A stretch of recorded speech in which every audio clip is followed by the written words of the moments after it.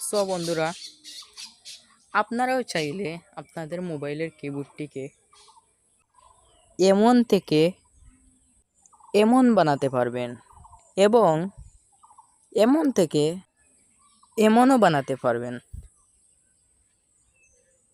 শুধু একটি trick follow করে।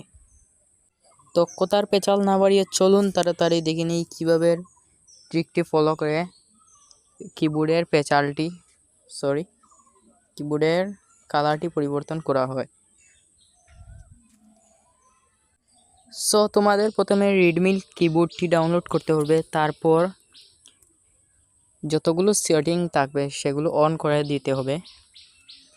তারপর রেডমি কিবোর্ডের ভিতর প্রবেশ করতে হবে। সো আমি রেডমি কিবোর্ডের ভিতর প্রবেশ করলাম। প্রবেশ করার পর প্রথমে 6টি অপশন দেখতে পাচ্ছেন। এখানে 2 নম্বর অপশনটি থিম লেখা ছিল। সো এখানে ট্যাপ করে দেব।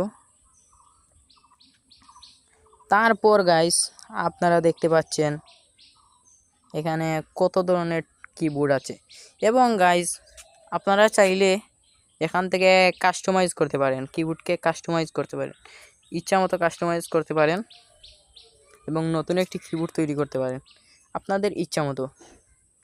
দেখুন আমি এখানে একটি কিবোর্ড তৈরি করছি।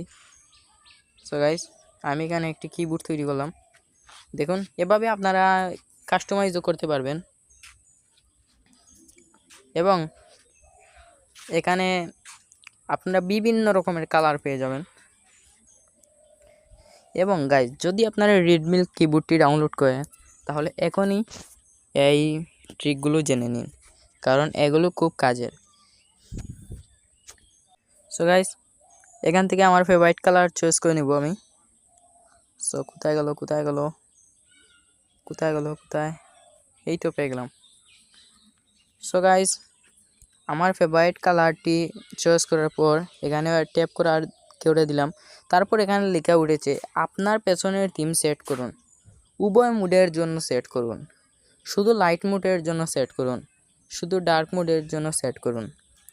এখানে আপনি 1 নম্বরটিতে ট্যাপ করে দিবেন, এটি সবচেয়ে ভালো হবে। তারপর থিমটি সেট হয়ে গেল। এরপর আবার ব্যাক এসে আপনি চেক করবেন, আপনার কিবোর্ডটি চেক করবেন। Wow, just looking like